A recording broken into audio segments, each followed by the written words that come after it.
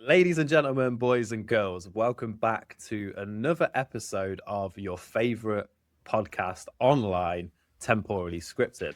Now, the good news this week is the news has been taken over by a new thing for us to be worried about. War, what is it good for? Well, apparently Donald Trump and his midterm elections that are coming up remains to be seen. So we will find out a bit more about that in the episode, but we're not just going to bore you about war in Iran. Of course, we've got some animal related stories, as we always have. There's a scheme going on where someone made more than $20,000 because of cats. But I'm not going to tell you anymore. You have to stay tuned to get to that point.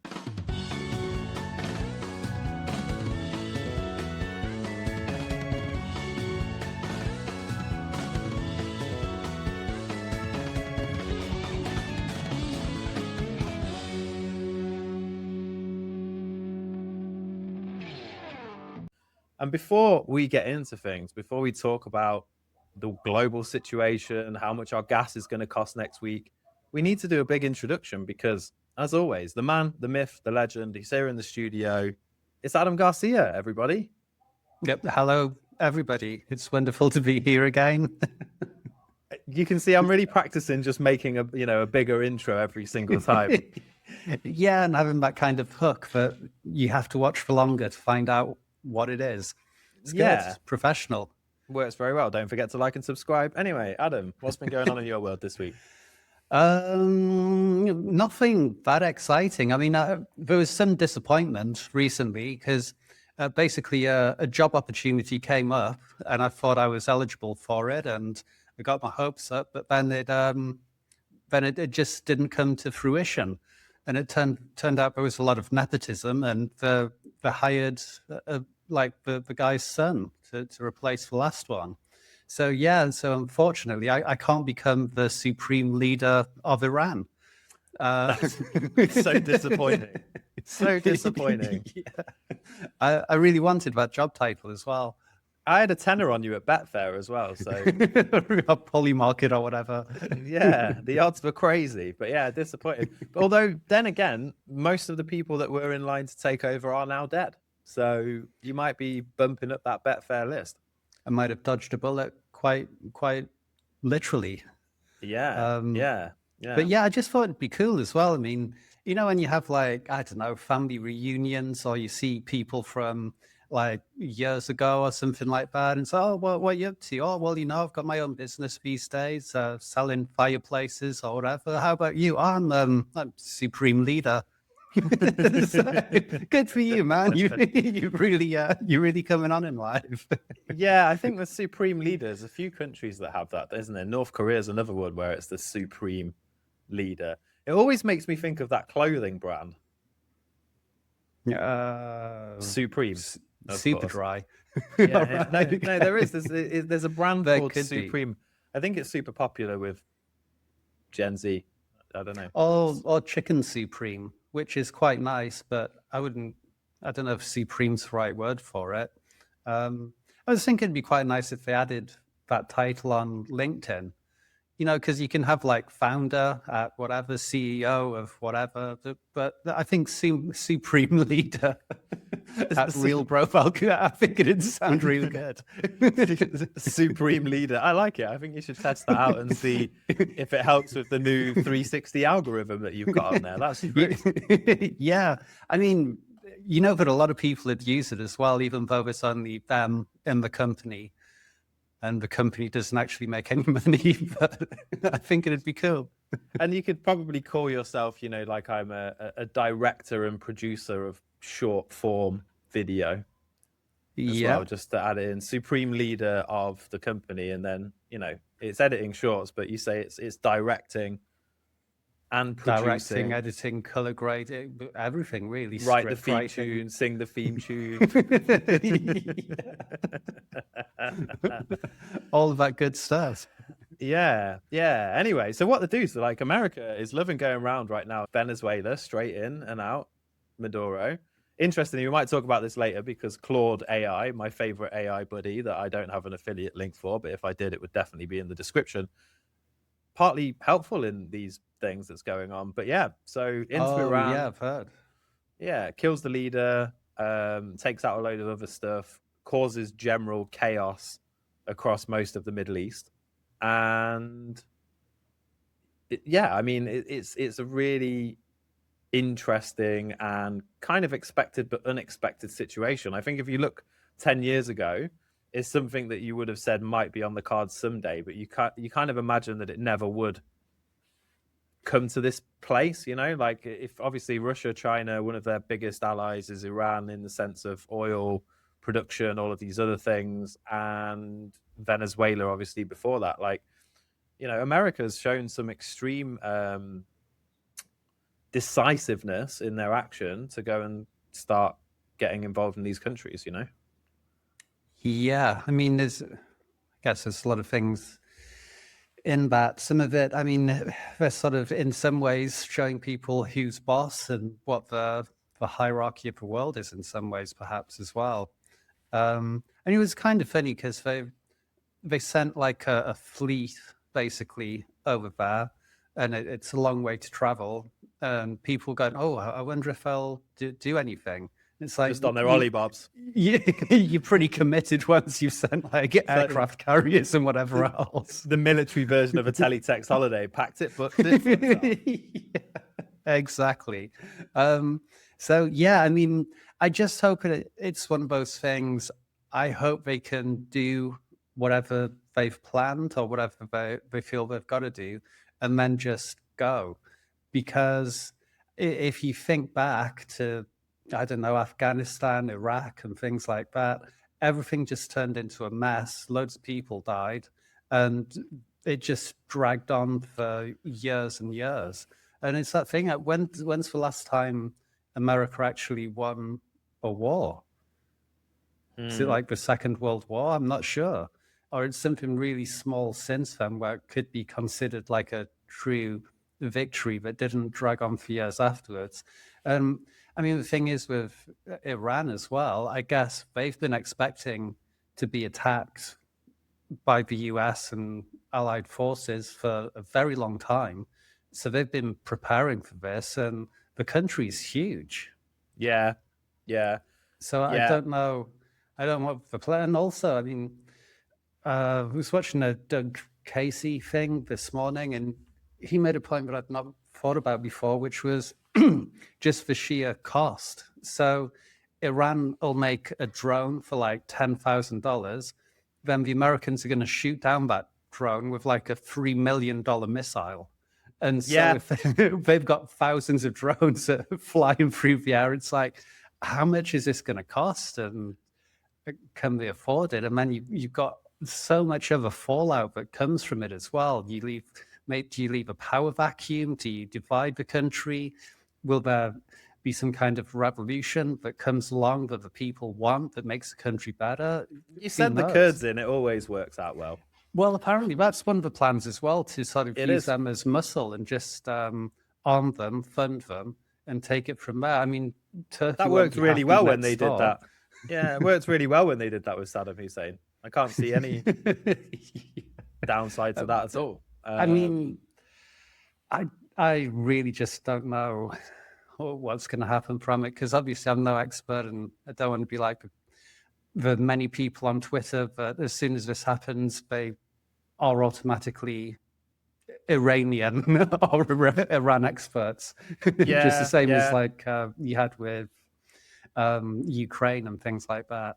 Yeah, I mean, don't get me wrong, I love a good war as much as the next man, but this one is crazy financially. It's like 700, and that was a joke, by the way, guys, if that didn't land. I just want to clarify. It was a joke. Sarcasm. It's okay. I'm very much in the war. What is it good for? Absolutely nothing camp, right? Seeing it in. But anyway, back to, sorry, I was going to go off there. But back to the cost thing. You read my mind and picked it out of it, because I was talking to, no, I wasn't talking to anybody. I was talking to myself while reading stuff, as you do. And yeah, so far the UAE have spent almost $750 million on shooting down Iraqi drones. I think it said that a drone costs anywhere between $15,000 and $20,000, and one of the missiles is anywhere between $1 and $3 million per missile. which is I should have got into the missile business, to be honest. The commission on those must be pretty awesome. But yeah, like it's not even just that; it's the cost. So almost $750 million, which, to be fair, they probably don't care about too much in the UAE. They've got a lot of money, right? But it's also the stockpile. Like Tomahawk missiles, for example. I think I read earlier, and it's something like America have got 600 in their stockpiles, and they've already used like 10% of them on this. And then there's another type of missile that they've used like 20% of. And it's at the rate they're using them, it's physically impossible to replace them. So it's not even a money thing, it's like a time thing. So there must be like a desperate race on right now for the Israelis and the Americans to find where the Iranians are keeping all of these drones and taking out these stockpiles, these bases, because otherwise I don't see how this changes unless there's going to be regime change quickly, which it doesn't seem likely that there is going to be based on everything that we're hearing, you know? Yeah, it's really difficult. And like I said earlier, they've known that there was a high chance of this happening for a long time. So they will have plans that have been put in place to, I would imagine, scatter these things all over the country, hidden in lots of different areas. It's such a vast space as well, most of it empty. So you'd have plenty of opportunity to find caves, go underground, but all kinds of things. And yeah, I don't know. It's just that thing as well. How long will this last? Is it going to be one of these things that does go on for like decades or something? I mean, you get different reports from news and social media and things as well. And it does seem like there's a lot of people that are genuinely happy that the leader was killed, and they want some revolution. They want their country to be great and prosperous and free. So I maybe in an ideal world, this is a thing that sparks that revolution and brings about that true regime change. But is it going to be another thing where America goes in a place, installs some dictator that does whatever they want, and then that's it? And it still ends up being a dick. Yeah. And it still ends up being a terrible place. I don't know. Well, and the thing is, by all accounts, that not by all accounts, but I get quite into these YouTubers that go to like random countries where people say, oh, you should never travel to this country. And you see these people, they go to like, you know, the north of South Sudan, and like they go to, you know, all these random places, Haiti, everywhere that's seen as like super dangerous, Afghanistan, Lebanon, all of these places, right? And I've seen a few of these guys go into Tehran, and it looks pretty good, to be honest. Like, it's even under the regime that was there, like it looked pretty good. There's restaurants, there's, you know, stuff going on like everywhere. There's music, there's markets, there's food, there's culture. People seem pretty friendly. So I mean, I don't know. What it was, unless this is resolved quickly, then you just end up in a place where you've taken a city that, yes, not everyone was happy, and the rulers are doing loads of stuff that they shouldn't be doing, which, name the country on the planet where that's not going on, right? Yeah, it's everywhere. To this place where there's like bombs going off all the time and stuff going on. And then there's like the human cost, you know? Like, I have a friend who's now in the UAE who can't get out of there, right? He's stuck there. And the British government are like, oh, we're going to help you get home or whatever. But it's like, he's stuck somewhere because of all of this stuff. It's like, I have another contact who's in Bahrain, and he says it's safe and it's fine, but he can't leave because all the flights are double priced in Saudi Arabia, all of this kind of stuff. And, you know, Rachel Reeves is going to be really pissed off because she just said that inflation's not going to go up anymore and costs are going to start coming down. And then, bam! Everything's about to get really expensive. The gas has gone nuts and the oil's gone crazy. And, you know, yeah, it's like, also, oh, man. I believe a lot of fertilizer for farming goes through the Strait of Hormuz, which has been closed down. And so that that then has the knock-on effect because it's more expensive to grow the food, so everything downstream from that gets more expensive too. So yeah, it will do that. It will hit everything, and we'll all be paying more for everything that we buy or do. Plus the debt increases and all of this stuff as inevitably more and more countries get involved. And some of it's incredible. It's like, if you go back now to the Iraq war and Afghanistan and stuff, obviously Tony Blair was in charge in the UK, and at the time everyone was like, can't believe he's getting involved, it's terrible, blah blah blah, all of this stuff. And then now with Starmer, as much as he's not someone I particularly like, but yeah, it's like now everyone, it seems like in the media, it's like, oh look, he didn't get involved and America asked him to get involved, and what does this mean for our special relationship with the US and all of this stuff. It's like, if it's not a special relationship if somebody says jump and you have to say how high. That's like crazy, and you see like these comparisons now of, oh well, I'm not dealing with Winston Churchill. It's like, well, yeah, Winston Churchill had done about 6 units by lunchtime on an average day. It's like these were different times. These were existential times for the UK, But also these were times when the UK was a much more powerful country on the world stage, and it's just, I don't think it has the same relevance in the modern world, which might upset some viewers, but it doesn't. And I know times in the past, when Starmer was going to China, it's, oh, well, I'm going to bring this up with Xi, and I'm going to say, like he's going to put him in his place, and like, good luck. Yeah. Yeah, I can't, I don't know the right word to say how irrelevant Xi will find Starmer. And it's the same when Russia was doing stuff. Oh, well, Russia had better watch out because it's I'm sure Putin's like running scared right now. Who we meet today, the Englishman. He come over, he talked to us. What's his name again? Who is this Englishman? Yeah. that Englishman with a quiff. Oh, okay. And but it's all often like that. Because I remember a while ago there was something, Russia had threatened something, so then the next day in the news there's like a video of like Prince William in a tank. We just like, oh, come on. I mean, that's, they should send like Prince Andrew over there. That is a scary thought. It is.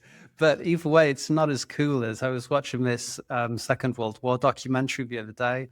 There's this famous picture of like Winston Churchill holding a Tommy gun in like sort of pinstripe suit and cigar and stuff, and just like, yeah, that guy's a badass. What a legend. Yeah, I saw a video the other day that was quite interesting of this guy. He was living a day drinking what Winston Churchill drank, and it's incredible. It's like, I wake up in the morning and they do like a brandy, but it's only, the brandy just touches the bottom of the glass and then topped up with soda water. And then like that's like first thing as he wakes up around 10, I think, is when Winston Churchill used to wake up. And then an hour goes by, have another one. And then like another one. And then at lunchtime, he'd have a bottle of champagne. It's not as bad as like... it wasn't a proper bottle of champagne. It was a pint. Though.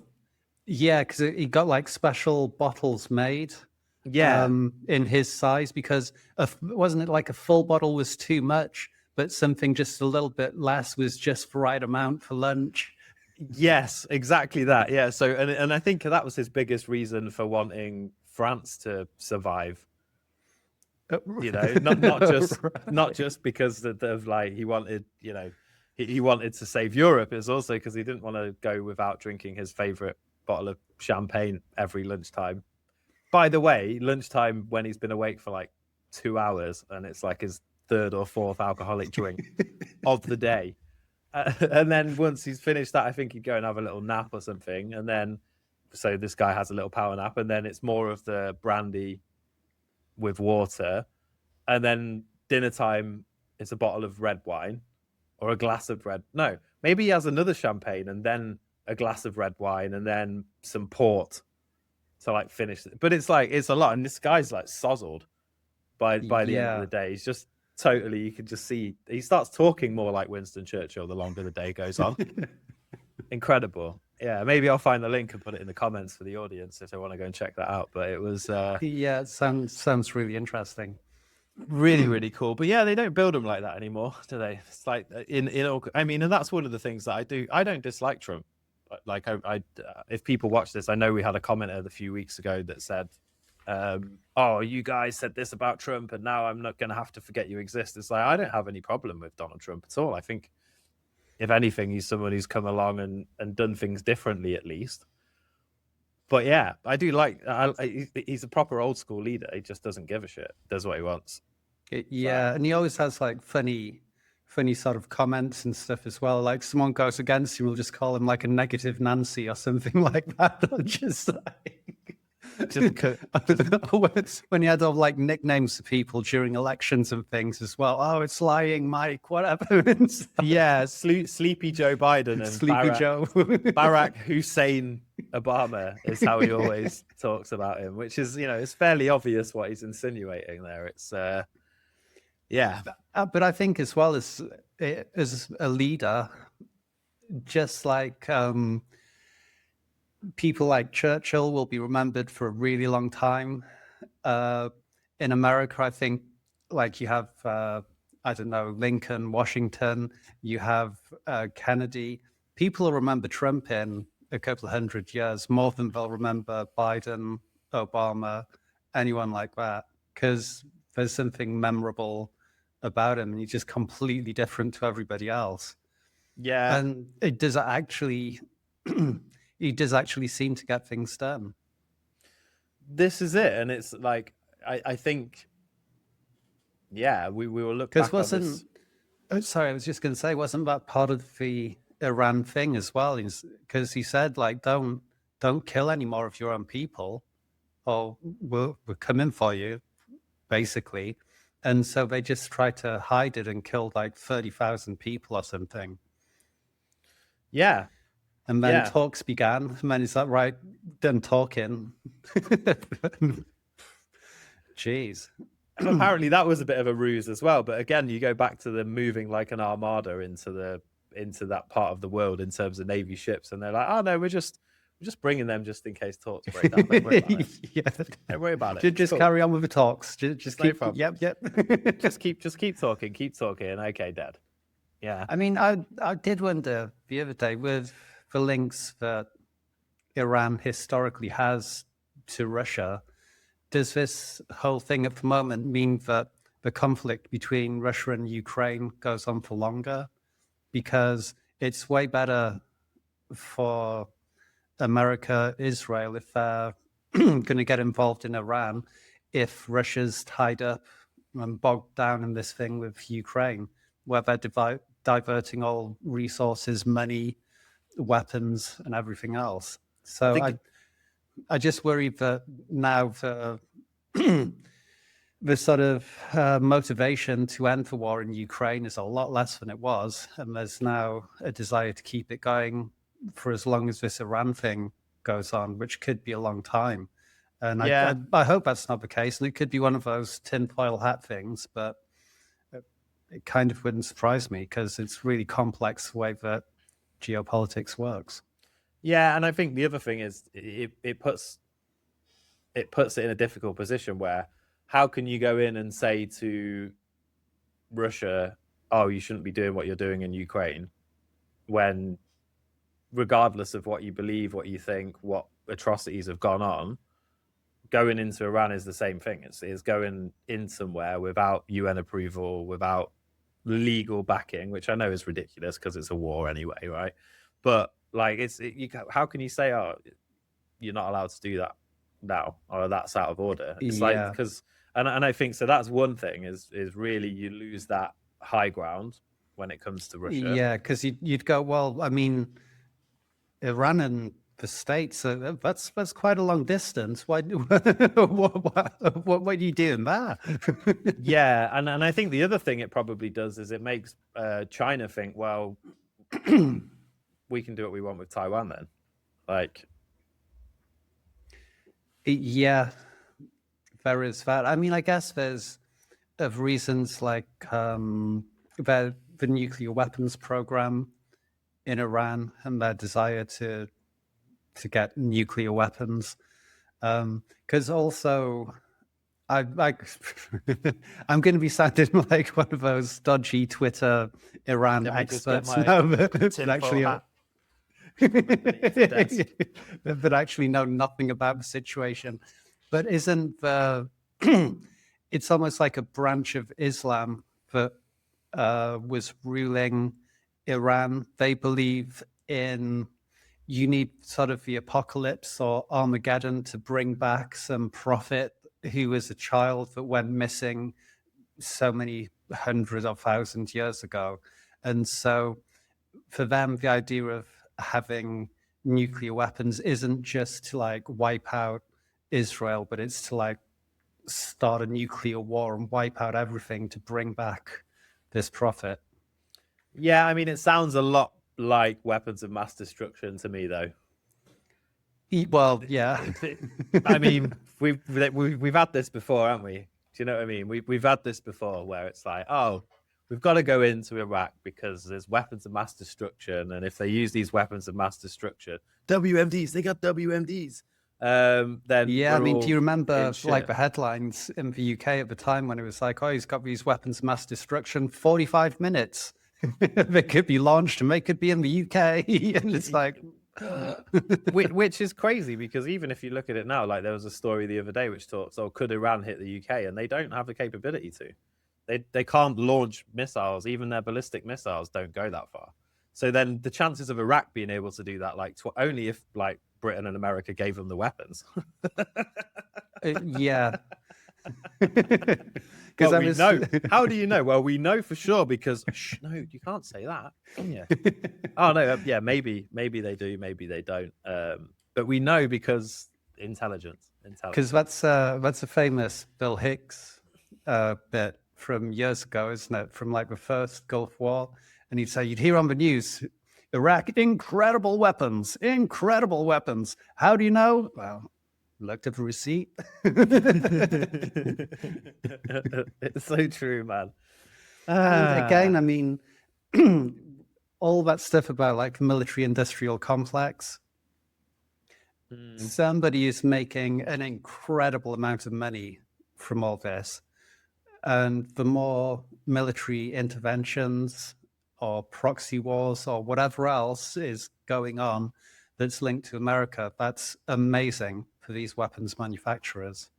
Yeah, and I mean, some of the biggest weapons manufacturers are British companies as well, right? It's like the industry that probably one of the few growth industries left in the United Kingdom. War. It's got that bad. That's our only growth. And debt collection. Yeah, and payday loans. Payday loans and war machinery. Vape and they shops. Probably... to be fair as well. Greggs. Most of the Greggs is awesome. Don't bring Greggs into this. Poundland. yeah, Poundland, but you can't get anything for £1 anymore. But yeah, I do wonder if it's like just I don't know where I was going with that. So let's move on to something else. Well, not something else totally. It's still related to this, but I don't know if you. Well, I do know because you sent me the intro for this episode, so you found this story. But the whole Ed Davey thing, talking about tax exiles, and they're in Dubai during the Iran crisis, so we shouldn't fund to get them home because they dodged tax and they should pay to be protected by Britain and all of this stuff. I mean, it's fairly well known that Britain don't give a shit about anybody that's British and not living there anyway. I mean, I've known this for years. Like, I've not been there for 10 years. Yeah. And granted, like, I never wanted to or tried to take the COVID vaccination anyway, which, by the way, all of you naysayers at the time, suck on it. Like, we were right, you were wrong. Okay, everyone now is basically like, oh, well, maybe, it wasn't as well researched as what we thought it was, but we're not going to go down that route today. We'll save that for another time. But yeah, like, I mean, even at that time, every other country in Europe and America, when we obviously live in Vietnam, we're like, oh yeah, we're going to send enough vaccines for all of the people from our country stuck in Vietnam. Well, not stuck. I mean, I say stuck. We had like paradise beaches and stuff. It was awesome, but brilliant. all of the all of the other countries, right? They were like, okay, here's a quota for the Vietnamese government to vaccinate our population. Britain were like, oh yeah, just wait for the Vietnamese to vaccinate you. You're not at home, Oh, so it's not our really? problem. So just wait, and they'll sort you out eventually. We're not sending any here. And the same with if you get thrown into jail in a foreign country. If you're German or from some of these other countries, the government will actively get you home so that they can try you for whatever you did, and then you get put into a German prison. If you're British and you do something abroad, they're like, you know the rules. Not our problem, mate. Sorry, nothing to do with us. You know, they'll send you a fruit basket once a day or whatever. Yeah, And that's it. Unless it's really bad, and you might get through like Amnesty International or something like that could help. But yeah, it seems like the British government don't help so much. Yeah, basically. And I mean, do they have a responsibility to? Because I mean, fair enough, people that might be stuck in various places now, including Dubai,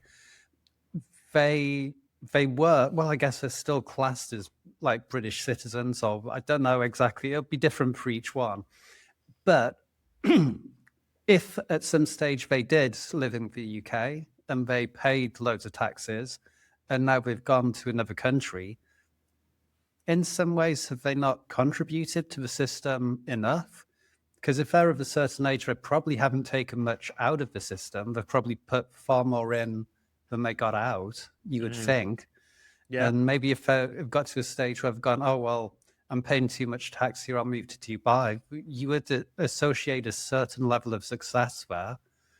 Or maybe it should be done on a person-to-person basis or appraisal or something. Because there'll be some people that are genuinely stuck there, don't have a lot of money. There'll be some people that are like multi-millionaires that frankly don't need the help. And I don't really think it should be on the taxpayer to help them.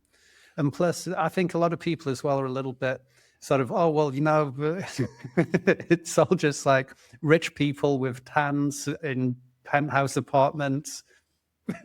We hate those people. Yeah. Jealousy, basically. Yeah. The whole thing of, oh, all rich people must be evil because they like make all this money and hoard it and stuff. No. They just work harder than you.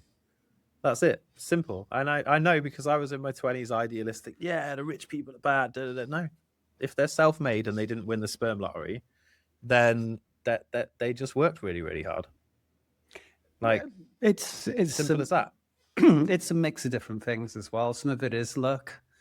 You know, so many different people will try different businesses. Some people just happen to be lucky in certain ways, have some fortune, like you say, work harder than anybody else, maybe happen to be more intelligent or have like a good head for business or creating certain ideas. You make your own luck. You notice the harder you work, the luckier you get, generally. It's just I know, yes, there is some luck, some whatever involved, but generally speaking, the harder you work on stuff, the luckier you get, because you're in that game for opportunity. You know, you start to see these things. I mean, not always. Sometimes you can work too hard and be head down in things where you start missing stuff because you're just like, it's like that classic thing. If you're marching towards trying to find the sun and you're marching 30 miles a day and you're marching like west, and you're never going to see a sunrise. Do you know what I mean? So there is that, right? But and I mean, if you're mining lithium in the Democratic Republic of Congo, working hard, I don't know if that's going to make you luckier or not. It is relative, but yeah. Maybe applies in some countries more than others. Definitely, yeah, I would say so. Yeah, so if you keep mining that lithium, you can make your way up to watching people mine lithium. Cobalt. Yeah, that's slightly tangential, and then we'll move on. But yeah, I saw a video the other day of an Indian silver recycling process. Amazing. Oh, but that's really, really safe. Yeah, just dudes in like flip-flops with super hot materials and chemicals, and they're mixing stuff and no mask, and you see like these green gases coming off things, and it just looks like that, you know. But again, so if you went back to, I mean, granted, it shouldn't be like that now, but if you went back to the Industrial Revolution in the UK and looked in some of these factories and stuff, you would see some abhorrent things, you know. So, countries go through development, right? It's like if you look at South Korea 70 years ago, there was nothing, right? And then people worked and they educated, and then they started to become a product-based nation, and then people worked and they educated, and then they started to become a technology-based nation, and then eventually people were educated and got to the point where it became like one of the biggest economies on the planet. So Yeah. So what's the difference then between? I mean, granted, South Korea probably a bad example because it's had a hell of a lot of investment from the West, more than other countries. But I don't know. It's a tough one, man. Well, some places go the opposite way. I mean, tying it back to our first topic, if you look at pictures of Iran from like sort of like the late 60s, early 70s, and see how different it was back then to now. It's, yeah, seems like things were a lot more, I don't know, just better, freer, liberal back then than they have been for the last 50 years or so. Well, and I think if you go back, and I'm probably going to get my dates and times wrong, but 1,000 years or 2,000 years or whenever it was that the Persian Empire was the size that it was, then, you know, people in the UK were still living in their little brick huts, like, basically. Yeah, maybe. While there was a whole civilization out there, you know. So the Middle East was one of the birthplaces of civilization, I believe. So again, it is, you know, we're all humans at the end of the day. And yeah, well, I mean, it ties into sort of Ray Dalio idea, but everything kind of goes on waves, and everything has that sort of bell curve, whether it's countries, whether it's even your own life. And it's like, what stage of the curve are you at now? You if said the curve goes like this, you're not here. You're probably not on the way up. When you're in that middle age bit, things are starting to decline somewhat.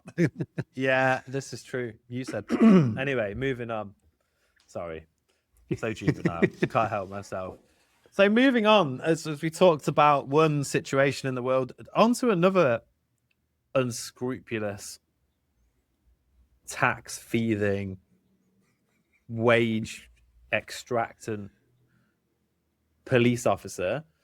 A police officer in the UK has been fired for using a physical trick to keep her laptop active, his or her laptop active. I don't know if it says it's his or her, working from home. So they're basically trying to make it look like they were working from home while weighing down laptop keys to look active, which flags two things into my head. One, there's literally programs you can get on the internet that will move your mouse like a little bit every second or two. I don't know how I know this. Someone told me. It wasn't from my corporate days working from home. But that was a corporation, ladies and gentlemen. I wasn't in a position of power like a police officer, so I didn't have to be, you know, above board. And I got more done in one day than most people got done in a week. Anyway, moving on. Yeah, so this police officer has been gaming the system while working from home. A couple of things here. Why are police working from home in the first place? Because I'd never heard of this before. I'd never heard of like, oh, what do you do? I'm a work from home police officer. Have they got a load of people around there that are on house arrest or something? Have you caught any criminals recently? or is this part of policing social media thing or something like that? You may. I really don't know. It didn't give any details about what this particular sergeant did, but it's bizarre. When you get a Domino's pizza delivered and they open the door, it's like, hello. What we got here then? Pepperoni. But yeah, so the other thing is, like I say, using a picture frame to weigh down a laptop. I mean, that just shows you the level of IQ you need to become a sergeant in the police, doesn't it? Exactly, because that's how she got caught as well, wasn't it? Because it was the amount of keystrokes or something like that, because she's weighted a key down, so it's just gone for whatever key it was, and that got flagged on the system. Maybe she could say she was thinking about the case and how it was working, and she was just going, Yeah, it's exactly. like it's a thinking noise, you know. But yeah, it's wild. I once there was a very nice sergeant. I had a car crash once in the UK, and this very nice sergeant took me home to my place, basically, so that I could just go and relax a bit and get over the shock of it or whatever. And he was like, "Oh yeah, I'm training for my sergeant's exam, so I'm happy to drive you, and then I get a bit of time to figure it out." It's like, "Is it hard?" He's like, "It's a multiple choice, the exam." It's like, "Oh, Okay. good." That is one of the questions. If you're trying to look like you're working from home, do you A, weigh Use a down the picture laptop frame. key with a picture frame, or B, download a very, very simple program that can actually make it look like you're working, or C, just do some fucking work? Yeah. I mean, it just, I don't know. I think the thing is, we have an assumption that if you do a job like working for the police or work in the NHS or various things, or work in the civil service, then you have some kind of want to help people, and you do it as like a vocation as much as a job. And so we seem to have that in our heads, when actually it's not always the case. People just go, "Oh, that's a job. I need some money. I'll go do it." And maybe they're not that serious or dedicated. Obviously not saying all, but a lot of people in those roles aren't that dedicated. And they're not really there just to help people or do the right thing. I mean, if you're going to do these funny work from home things and try and cheat on it just so you can do what? Watch Netflix, go to the park or whatever. And I don't know. It's just not a very good way to behave, but maybe a job's just a job, regardless of what it is. Yeah, I mean, I've seen a couple of videos recently of shorts of people interviewing like police officers and community support officers, and there's some really good ones that come up, and the best ones are the people who are like, they ask them why they like doing what they're doing, and they say, "I genuinely like being visible in the community and having conversations with people and just talking to people, like, you know, figuring out information just by having conversations, and not in like a getting people to rat on people sort of way, but just genuinely being interested in people in the community." And that's what policing should be, you know. It's about being there and kind of managing it. It's one of the reasons I really like the way that it works out here. It's like they don't proactive police. Like in the UK, that, you know, they go around in like an unmarked car trying to like catch people. It's almost like they're trying to bait people into like, "Oh look, he's made a mistake, now I can get him for it." Do you know what I mean? Rather than it being like "Oh, something's going on, let's go and sort it out." Whereas here they're more like, they wait until there's something going on and then they go and sort it out, and they try and sort it out in a really good way.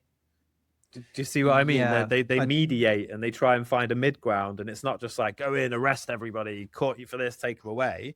Whereas in the UK, it's like they try and hide and catch you out and all of this stuff. And I don't know if I think it's called positive policing, but it's almost the opposite in my head. I kind of know what you mean. A kind of example of this would be in Spain. So near where my parents live, there's this road to like a quite a big town, and you're going along, and it's all good. It's like, I think the limit's like 110 kilometers per hour, something like that. And then you get to this road, and all of a sudden it drops to like 50 kilometers an hour, and then, which just feels painfully slow because it's a wide road. There's nothing there. You want to go faster, but the police always hide behind this little outcrop of vegetation, just knowing that people are going to get annoyed and break the speed limit, and they're literally just there waiting for people to do it, because and that's just some cash cow that brings money into the local government. It's crazy. It's mental. Whereas I remember when I was like 13 or 14, I used to go on holiday in France quite a bit, and we've got some close friends out there. And one of their friends came around, brought his homemade sangria, which I know is a Spanish thing, but it's south of France. He was making it.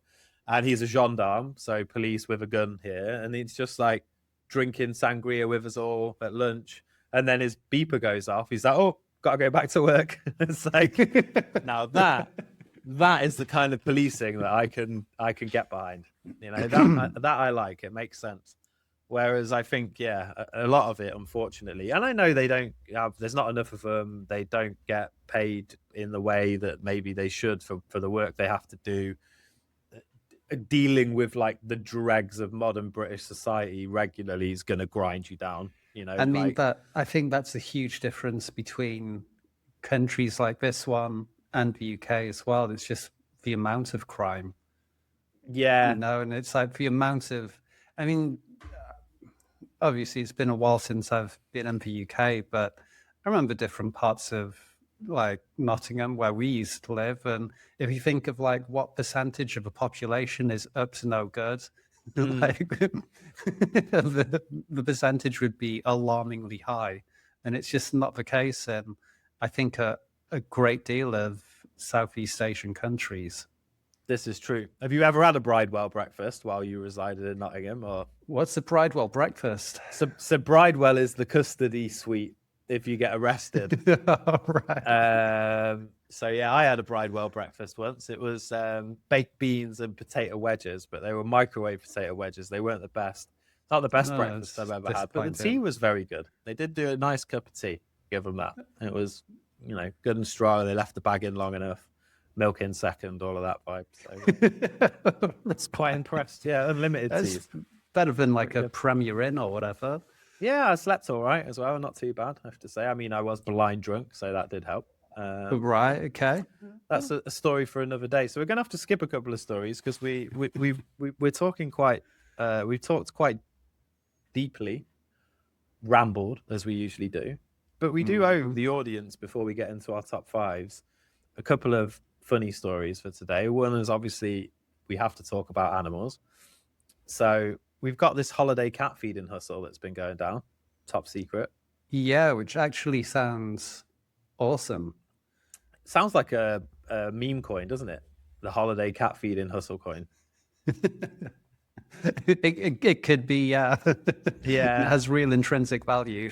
Yeah, so this going to the meme. Yeah, this is it. This pet care worker. So obviously it's just been Lunar New Year, or Chinese New Year, Lunar New Year, Vietnamese New Year. And this pet worker earned 160,000 yuan, and which is equivalent of $23,000 during an 8-day period, a 10-day period, or something like that. Yeah, it'd be something like that. That's awesome. So yeah, it's not just food. She does clean litter trays, medical treatment, bit of nail clipping if she's got time, and kitty security, which is really, really crucial. Of course, no, you don't want someone stealing your pussy while you're away for the Lunar New Year. Yeah, I mean it's the time for pussy protection. And yeah, so 2,000 home visits, and he did 1,000 himself. Amazing, right? I mean, that's quite a lot in that time. And yeah, apparently only slept for like 3 to 4 hours a night. But that's, I guess, he's just kind of gone, okay, well, this is happening, and Lunar New Year's a really big thing. So all the big cities will be the same, where everyone goes to the hometown, but cats are a popular pet. So bonus, can just go cash in, give it a bit of food. Okay, done. It's really cool. It's good business mind. He could have made even more money if he had a friend linked to him, but like secretly, who goes round after and burgles all the houses. Yeah, that could be bad. Maybe he's watching the show and that's what he'll do next year. And Wilson will get the blame. Beautiful. And then before we go into top fives, what's this Pastafarian about? Oh, right. So basically, a man in Queensland, Australia, identifies as a Pastafarian. Pastafarian, as far as I know, someone made up this thing. I don't know if it came from like atheism and things. It went, oh, well, you believe in God or Jesus, but well, I believe in the flying spaghetti monster. I'm a Pastafarian, and kind of like their religious sort of garb is a colander that you'd use to strain pasta. So, so this guy, for his driving license, obviously wore his ceremonial religious headdress of a colander when he took his photo. And yeah, the local government has come back and says that his license is not valid and he has to change it. And he's now going to fight that in court because of his rights and religious freedom of expression. I mean, it's outrageous. How dare they ask him to take off his traditional dress of his religion and his background? That's disgusting. I'm surprised there's not protests about this in the street. Yeah, I mean, maybe there will be. And I don't know if he's like really taking this seriously, or whether it's one of those things as well where he goes, well, I can take this to court. I can find like a no-win, no-fee solicitor. And if I win, not only will I get to keep my driving license, but I'll probably be able to get some kind of compensation or something, because usually that's what people like to do when they go to court. Pastafarianism is the new whiplash. Yeah, basically. Because that's the old trick, isn't it? If you ever have any kind of car accident and it's not your fault, as soon as you get out of the car, go, ooh. Neck brace on for a few weeks, get 10 grand. Yeah, there's actually gangs that are doing that in the UK where they cut the cable to their brake lights and they drive around, and then they like drive slowly so people get up their arse end and then slam on the brakes with a car full of 5 people, and then they're all like, whiplash. So then you got 5 people. Obviously, once the car's been totaled at the back, you can't. It's hard to say that the lights were disconnected, because it could have been in the impact. Yeah. So it's one of the reasons dash cams are much more important now, because you could get away with like five burly blokes in the back of a Ford Fiesta, or neck braces for a few weeks. And I guess you wouldn't even need to cut the line. You could just like unscrew the bulb a little bit. Or not giving advice on how to do this, of course, but hypothetically. Yeah. Okay. So the part that everybody's been waiting for. They've been patiently waiting while we talk about all the other stories going on in the world. I think it's a part where everyone switches off and goes, that's enough. Yeah, if you're going to tune out now, please like, subscribe, leave a comment. Let us know if you like our top 5s. But today, we've got something really special and regional, and I'm looking forward to hearing it. So, Adam, take it away with our top 5s for this week. Okay, so this week it's top 5 Japanese-only emotions. So I don't know if you've ever heard of this before, but in Japan, they have actual words for very specific emotions and feelings that we just don't have in the English language. So instead of having like saying a sentence, like the feeling that you get when you have a bad haircut, they have like a distinct word for it.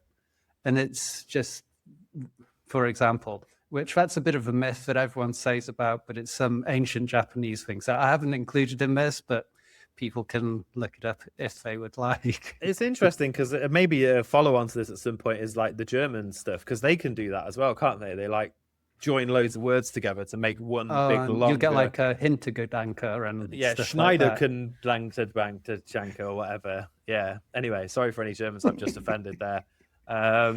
So tell us, what's the number one? I'm probably about to offend some Japanese people with my pronunciation anyway. Excellent. Let's go. So the first one, I'm going to pronounce this wrong, but it's something like mono no aware, which is, we could say, the ache of impermanence. And mono no aware. Yeah, and exactly like this. So, and this is the gentle, bittersweet feeling you notice when something is beautiful because it won't last. So things like cherry blossoms dropping, the last night of a holiday, your kid suddenly sounding older, or the end of an era.